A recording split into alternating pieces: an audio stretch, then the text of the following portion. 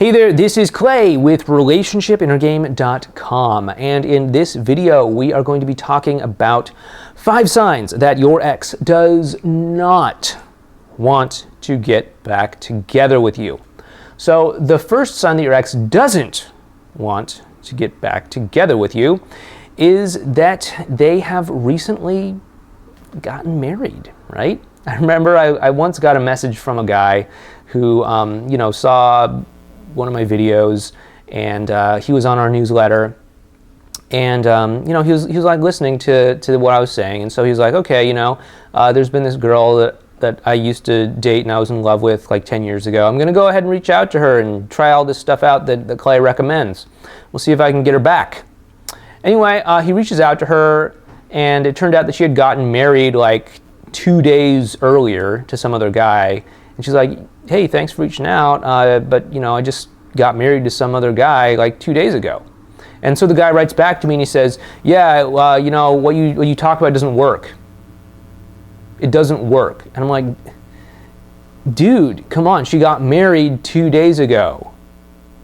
If you were gonna get her back, and if she was gonna be interested in you, 2 days after her getting married to someone else is probably like the lowest point that she would ever be interested in you. Like right after her marriage is when she's going to be the most interested in the guy that she married. Okay. Now again, it's probably not always going to be that way because sometimes things go down over time and all that.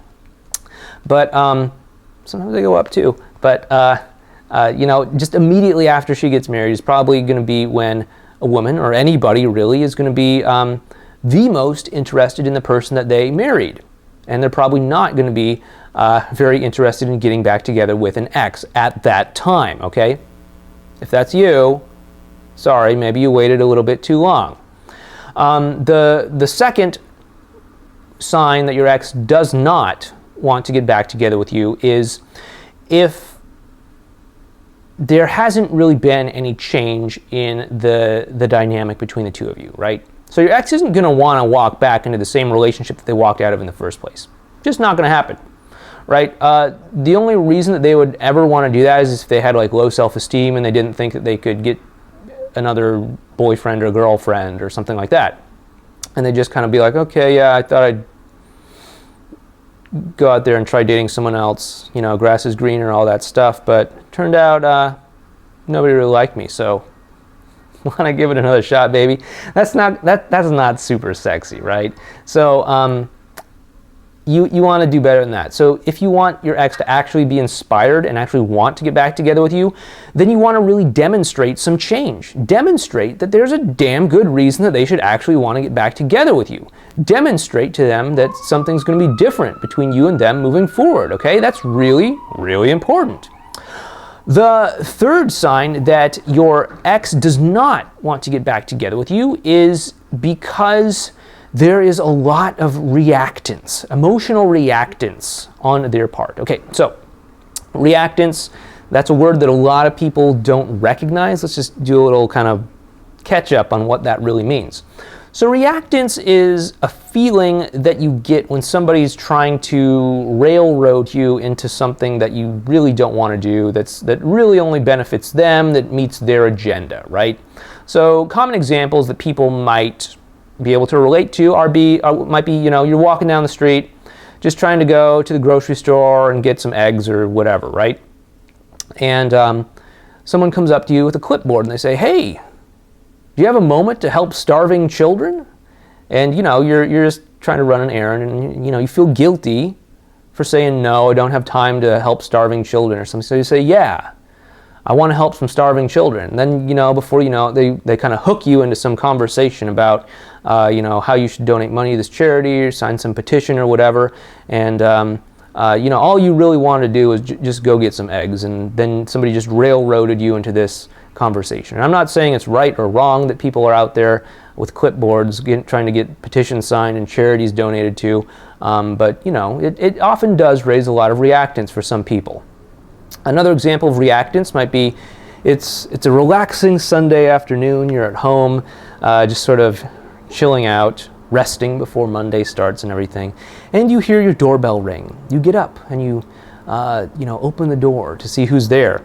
And it's not somebody you recognize. It's somebody in a nice polished suit and everything. And he's holding a vacuum cleaner in one hand, and he says, as he puts his foot right in the door jamb so you can't close the door on him, he says, "Might I interest you in this amazing, handy-dandy, Succomatic 5000 vacuum cleaner?" And he comes right in and starts demonstrating the vacuum cleaner to you and tries to convince you to buy it right then and there.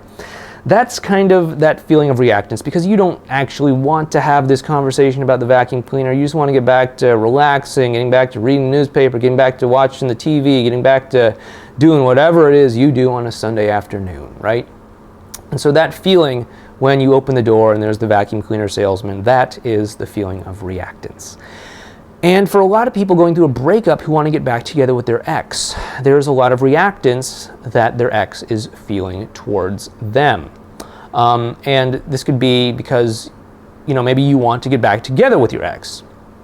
But where your ex is at, they're not emotionally ready to get back together with you. So every time you contact them and say, "Hey, we should get back together," they're like, nope, not going to do it. Just the same way as the vacuum cleaner salesman is going to get no most of the time, and just the same way as people are going to try to sneak past or run past or cross the street to navigate around the guy with the clipboard who's trying to collect donations or get names or whatever. That doesn't mean that you can't do anything about it. You can absolutely lower your ex's reactance through connecting with them on an emotional level, using advanced relational skills, all of the stuff that we've talked about in many of our previous videos and also on our website, relationshipinnergame.com. But if there is a lot of reactance that your ex has where they're at right now, from a place of having a high level of reactance, they're not going to want to get back together with you. And you can lower their reactance, but as long as that reactance is high, they're not going to want to get back together with you. Okay? So keep that in mind. The fourth sign that your ex doesn't want to get back together with you is there's still a lot of hurt feelings. And this kind of goes beyond just mere reactance, but this builds off of, whatever may have happened during the breakup, whatever may have not happened during the breakup.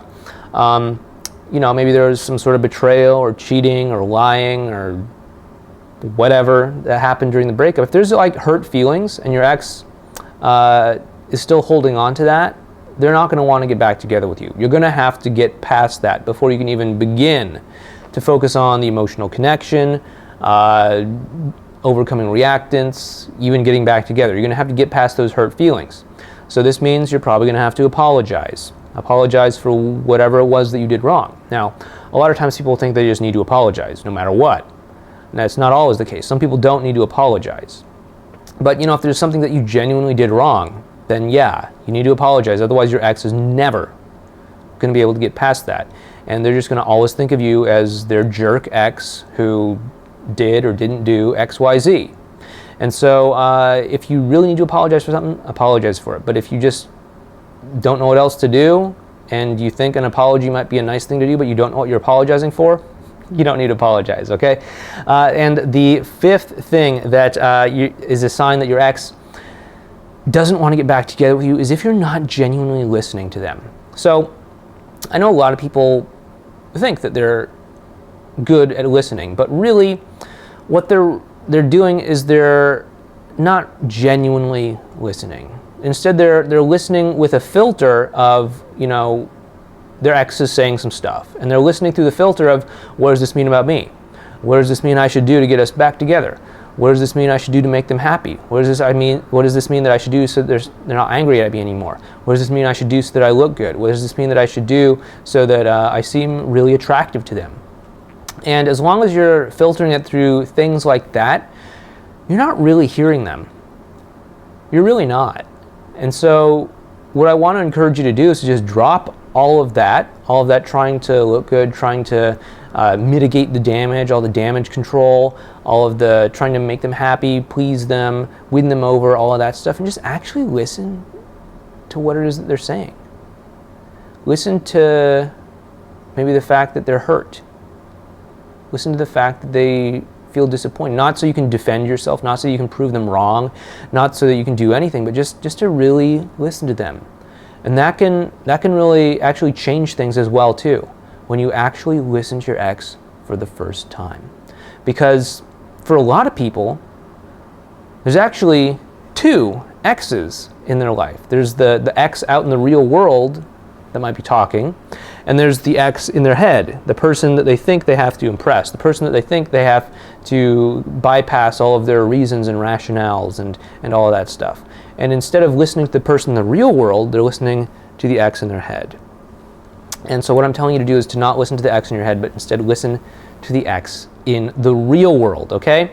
So I hope this helped you out, and if you need some help getting back together with your ex, please head on over to our website, relationshipinnergame.com.